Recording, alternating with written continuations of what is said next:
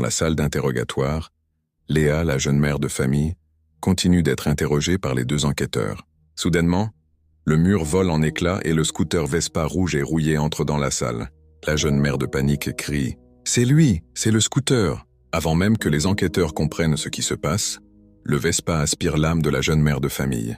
Léa est au sol, son visage figé dans un rictus de terreur. L'un des enquêteurs hurle et recule si brusquement qu'il renverse sa chaise.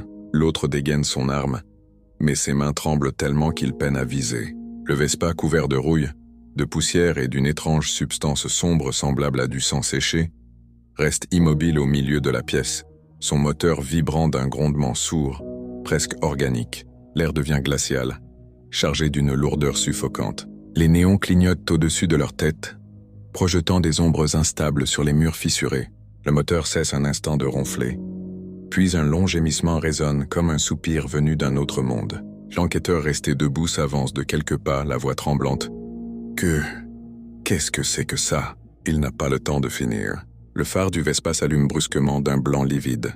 Le faisceau se fixe sur lui comme un œil de prédateur. Le policier pousse un juron, tire 2 coups.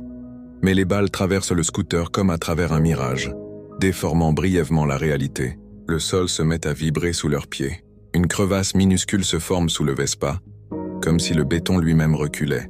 L'autre enquêteur, encore au sol, se redresse lentement, les yeux rivés sur Léa, dont la peau devient grisâtre à vue d'œil. Ses lèvres bougent encore, comme si elle tentait d'articuler quelque chose.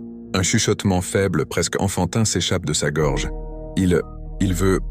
d'autres... Puis plus rien. Son corps devient lourd, comme vidé de toute substance. Ses yeux désormais opaques, comme ceux d'une poupée oubliée. Le Vespa émet un bruit de chaîne qui se frotte. Le policier debout fait un pas en arrière, le visage blême. « Reste loin de moi, reste loin de moi », murmure-t-il, incapable de détourner le regard. D'un coup sec, le scooter avance d'1 mètre, sans même que ses roues ne semblent toucher le sol. Une ombre épaisse s'en dégage et serpente jusqu'au policier. Il hurle, mais la chose lui grimpe le long des jambes, traverse sa peau, s'enfonce dans sa poitrine. Ses cris deviennent rauques, étranglés. Il tombe, secoué de spasmes. Le second enquêteur, pétrifié, rampe vers la porte. Ses doigts tâtonnent, glissent sur la poignée ensanglantée. Il la tourne enfin et parvient à l'entrebâiller quand, derrière lui, le moteur repart dans un grondement plus profond encore, comme un rire mécanique. « Non, non, non !»